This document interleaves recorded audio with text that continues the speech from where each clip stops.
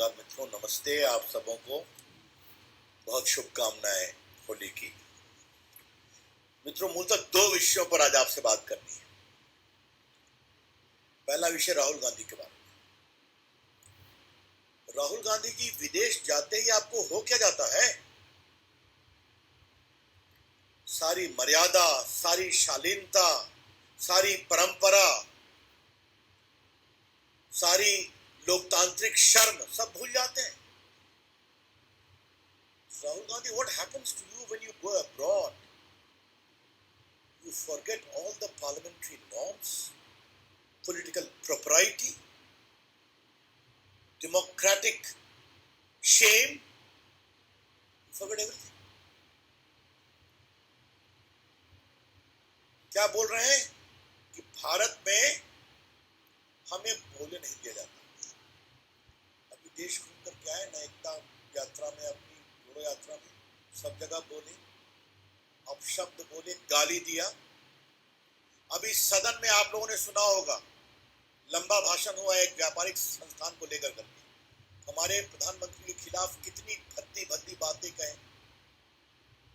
थोड़ा मुझे भी जवाब देने का लोकसभा में अवसर मिला था, मेरी बात कहेगी नहीं। नॉर्थ ईस्ट में प्रचार करने गए, जो कांग्रेस का गढ़ हुआ करता था, पार्टी को मिला 0/0। अब जब देश की जनता उनको न सुनती है न समझती है और उनका समर्थन करने की बात तो दूर, तो विदेश में जाके विलाप करते हैं कि भारत का लोकतंत्र खतरे में है। बहुत शर्मिंदगी भरी बात है। राहुल गांधी जी ने लंदन में अपने भाषणों में भारत के लोकतंत्र, भारत की संसद, भारत की जनता, भारत की राजनीतिक व्यवस्था, भारत की न्याय व्यवस्था और भारत की सामरिक सुरक्षा सबका अपमान किया। The BJP would like to very emphatically state with great agony that Mr. Rahul Gandhi has sought to shame India's democracy, India's polity, India's parliament, India's judicial system and India's strategic security from the foreign. इसका कोई मतलब है कि अगर देश में आपको बार बार हार का सामना करना पड़ता है तो आप झूठी बातें कहेंगे विदेश में? अब इसकी बहुत भ्रष्टा है। लेकिन एक बड़ा सवाल आज हमें कांग्रेस पार्टी से पूछना है, उनके अध्यक्ष खड़गे साहब से पूछना है और राहुल गांधी की माताजी सोनिया गांधी जी से पूछना है। क्या कहा राहुल गांधी जी ने? यूरोप और अमेरिका को भारत में लोकतंत्र को बचाने के लिए इंटरफेयर करना चाहिए। ये उनके शब्द है ना? क्या मतलब है इसका? सरकार किसी की भी हो, हम कभी किसी विदेशी ताकत का भारत में आंतरिक हस्तक्षेप को लेकर मुखर विरोधी रहे। और भाजपा तो इसकी बहुत ज्यादा सशक्त रूप से विरोधी है। आज राहुल गांधी ने भारत का जो एक कंसेंसस रहा है, no foreign country must intervene in India's internal affairs, उसको विदेश की धरती से शर्मसार करने की कोशिश की है। जब उन्होंने कहा है कि अमेरिका और इंग्लैंड, यूरोप को इंटरफेयर करना चाहिए। खड़गे साहब, राष्ट्रीय अध्यक्ष कांग्रेस पार्टी, भाजपा आपसे जानना चाहती है कि क्या आप युवराज राहुल गांधी के इस टिप्पणी का समर्थन करते हैं? नहीं करते तो कुछ डिसोन करिए, वरना स्पष्ट होगा कि आप भी साथ खड़े हैं। सोनिया जी, अपने सुयोग्य पुत्र की इस गैर जिम्मेदाराना टिप्पणी का आप क्या समर्थन करती हैं? भाजपा आपसे जानना चाहती है। राहुल गांधी ने आज देश की जनता को शर्मसार किया। 132-33 करोड़ जनता को, जिसको भारत के लोकतंत्र पर गर्व है, जिसको अपनी क्षमता पे गर्व है कि किसी को भी बदल सकते हैं, उनके बारे में बात ही नहीं है। ये बहुत दुर्भाग्यपूर्ण है। बीजेपी इसकी बहुत भर्त्सना करती है।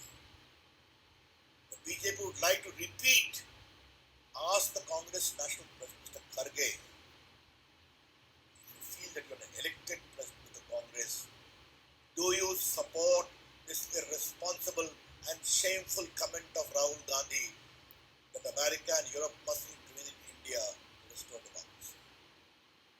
Please reply, Mr. Kharge.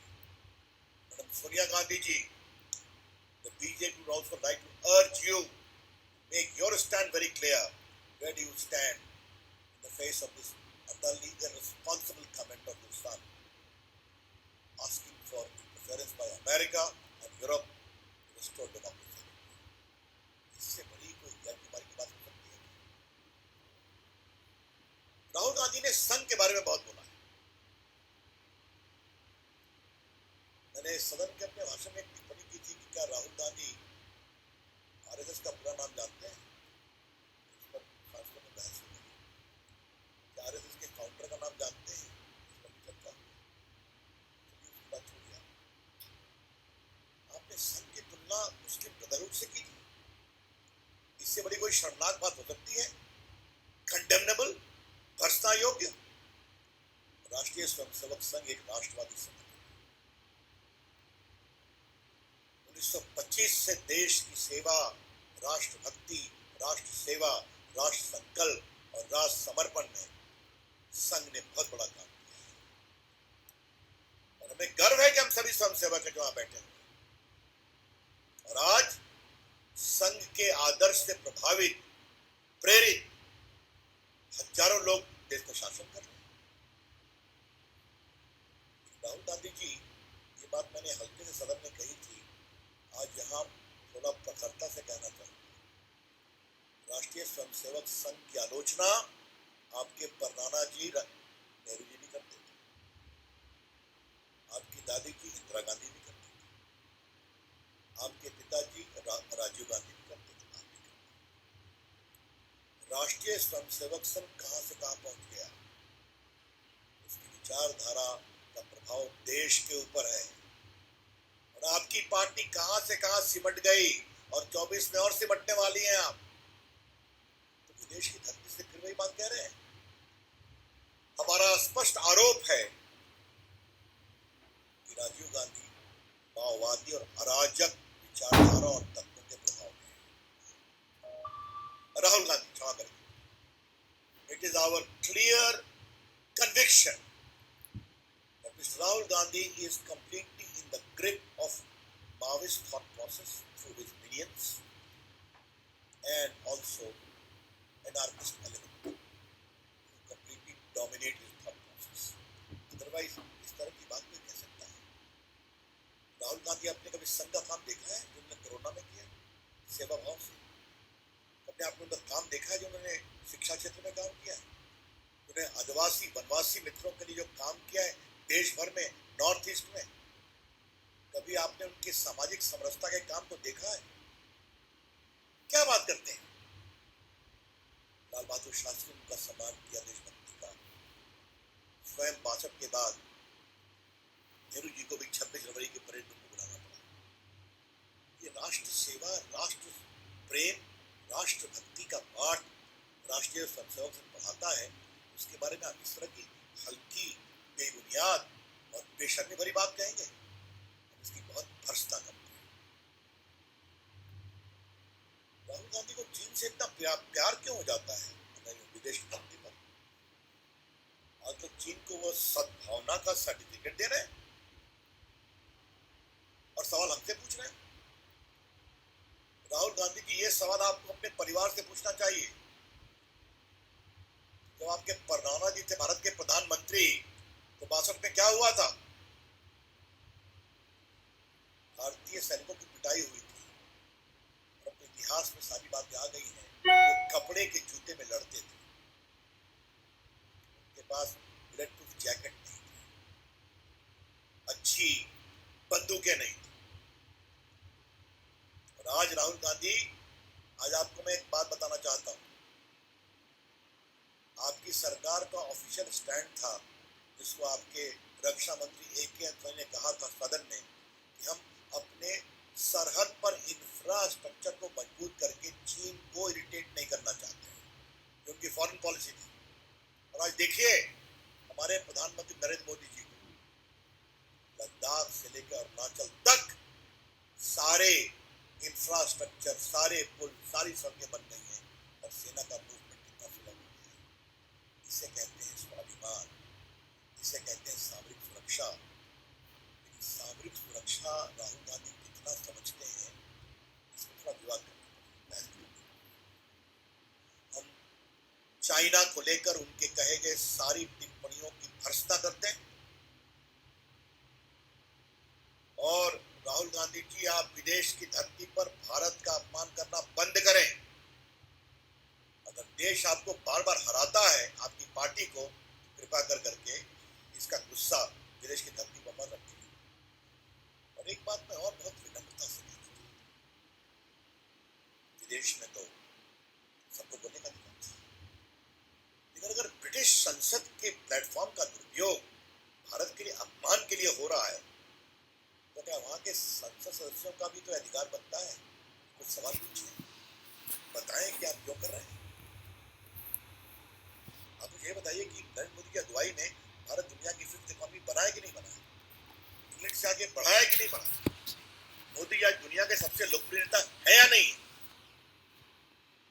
इस तरह की बेतुकी, बेशर्मी भरी, बेबुनियाद और झूठ बात, कहीं ना कहीं उनका प्रतिकार होना चाहिए। इस प्लेटफॉर्म का दुरुपयोग कर रहे हैं, बाकी वो कांग्रेस के समर्थकों से मिलते हैं, इस पर मैं कोई टिप्पणी नहीं करती, लेकिन अगर संसद में उसका दुरुपयोग कर रहे हैं, there needs to be a proper rebuttal। तो दूसरी बात मेरे अपने प्रदेश का मामला है। कल राबड़ी जी पर रेड हुई, आज दारूली में चल रही। रेड के बारे में मुझे कुछ नहीं कहना, लेकिन देख रहे हैं कि क्या जदयू, क्या विपक्षी और क्या आरजेडी पूछताछ पर चिल्ला रहे हैं और कह रहे हैं सीबीआई का दुरुपयोग हो रहा है। तो आप रिकॉर्ड साफ करना चाहते हैं। बॉर्डर स्कैम में सीबीआई इंक्वायरी का पीआईएल हुआ था ना, एक में पिटिशनर सुशील मोदी, उनका वकील मैं था, और दूसरे केस में पिटिशनर कौन थे, बाबू राजीव रंजन सिंह ललन, जदयू के राष्ट्रीय अध्यक्ष। तो सीबीआई इंक्वायरी में ललन बाबू आपकी भी भूमिका रही है, जो आप राष्ट्रीय अध्यक्ष हैं। नीतीश बाबू समता पार्टी नेता थे तो पीछे खड़े थे। लालू प्रसाद को सजा हुई या नहीं हुई, 4 केसेस में अपील पेंडिंग है कि नहीं। उस समय तो यही कहा गया था कि झूठा बेबुनियाद काम अटल बिहारी वाजपेयी और भाजपा वाले कर रहे हैं। तो हमें ये बताइए कि लालू प्रसाद जी रेल मंत्री थे तो रेलवे के 2 बड़े बड़े होटल रांची में और भुवनेश्वर में एक कंपनी को बेचे गए कि नहीं, और वो कंपनी ने पटना की एक बहुत बड़ी अपनी जमीन नई नई कंपनी बना के परिवार को दी कि नहीं दी, जहां बिहार का सबसे बड़ा मॉल बन रहा था। ये सच्चाई है कि नहीं है, ये भी झूठा है। और इसी पर संतोष नहीं हुआ तो जमीन दो, नौकरी लो, एक तीसरा इसका शुरू किया। और मेरे पास सब के नाम है जो आप लोगों ने छापे, हमने नहीं छापे, मेरे पास सब आप ही लोग की कतरत सब रखी हुई है। और जितनों को नौकरी दी गई वो सब अधिकांश उन्हीं के समाज के थे, लेकिन फिर भी नौकरी तभी मिलेगी जब जमीन गिफ्ट करोगे, मेरी पत्नी को, मेरी बेटी को, मुझे, दोनों बेटी को। और लगभग 4.5 करोड़ की जमीन मात्र कुछ लाखों में दे दी गई। अब कोई कंपनी का विषय दे दिया गया।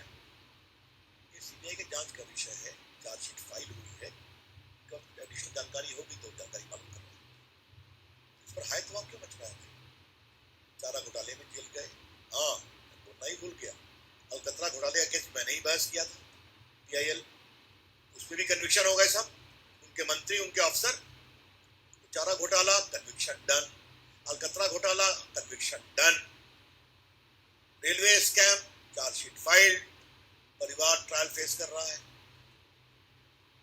Land for job scam, chargesheet file, बाकी पूछताछ अभी ट्रायल होगा।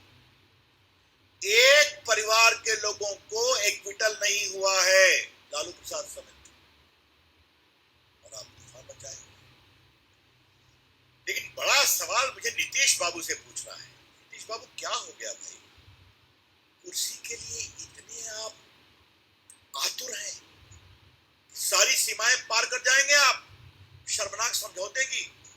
मेरे पत्रकार मित्रों, आप याद करो 17 में नीतीश कुमार ने क्यों छोड़ा था लालू का साथ, इन्हीं घोटालों का जवाब नहीं मिल रहा था। याद है कि नहीं, आपको याद है? कहा रेलवे के इन भ्रष्टाचार भरे गंभीर आरोपों का जवाब मिलना चाहिए। आज जब इसके ट्रायल की गति पहुंच रही चार्जशीट के बाद, तो हल्ला कर रहे हैं। नीतीश बाबू, आप सुशासन बाबू कहलवाना बंद करिए। Nitish Kumar ji, please stop calling you as the sushasan babu of Bihar. जिस तरह से आपने बिहार को अपने राजनीतिक स्वार्थ और कुर्सी के प्रेम में इस कदम तक पहुंचाया है, प्रदेश की जनता बैठी उसका जवाब देने के लिए। हम सारे आरोपों का प्रतिकार करते हैं। मैं सीबीआई की जांच पर कुछ नहीं कहना, वो सीबीआई करेगी। ये जो बार बार कहा जा रहा है कि हमें राजनीतिक प्रभाव के कारण तंग किया जा रहा है भाजपा के द्वारा, उसका प्रतिकार करते हैं। आज पत्रकार मित्रों से मैं अंत में एक ही बात करूंगा, एक बात, ये सब इलेक्शन कमीशन के साइड पर है। आप तेजस्वी बाबू की संपत्ति का जरा निकाल लीजिए जो उन्होंने पिछले चुनाव में दिया था, राबड़ी जी का निकाल लीजिए, ईसा जी का भी निकाल लीजिए। अगर आपने शोधिक चिंतन से सोचिए कि इतने यंग अवस्था में इतनी संपत्ति लैंडेड कहां से आ गई, सोर्स ऑफ इनकम क्या था? कभी ना कभी तो इस सवाल उठेंगे ना, और उठने भी चाहिए। सारा जो आरोप लगाए जा रहे हैं बिल्कुल बेबुनियाद है और हम उसकी भर्त्सना करते हैं। Thank you.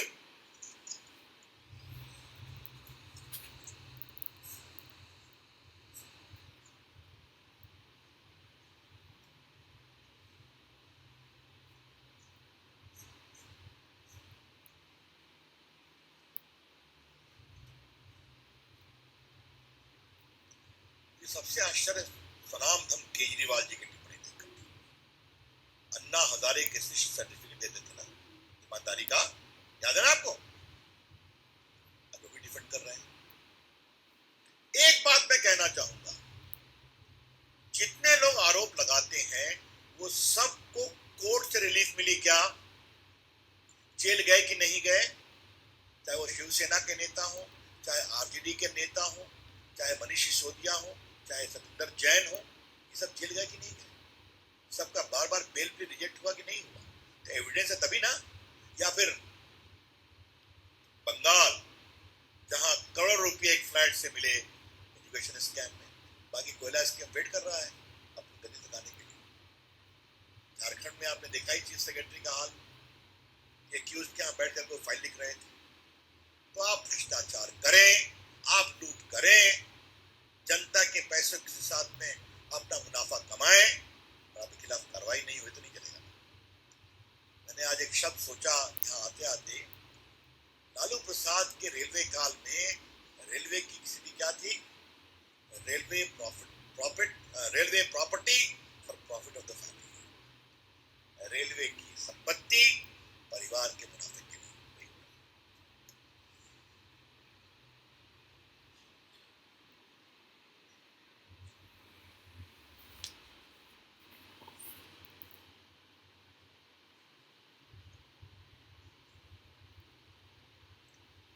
अच्छा है वो अच्छी अंग्रेजी लिखते हैं, इससे भी बहुत कुछ करने की जरूरत नहीं है।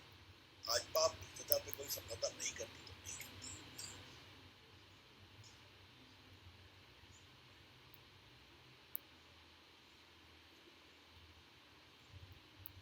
ऐसा है। इसको कोई टिप्पणी नहीं करना, वो बेटी की व्यथा है। I have no comment.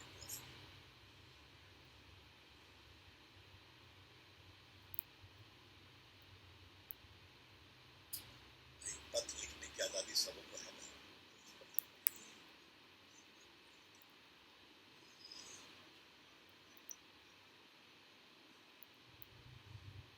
ऐसा है, आम आदमी पार्टी किसकी बी टीम है, कौन किसकी सी टीम है, इसको छोड़ दीजिए। अभी जो विषय है वो गंभीर विषय है, उससे क्वेश्चन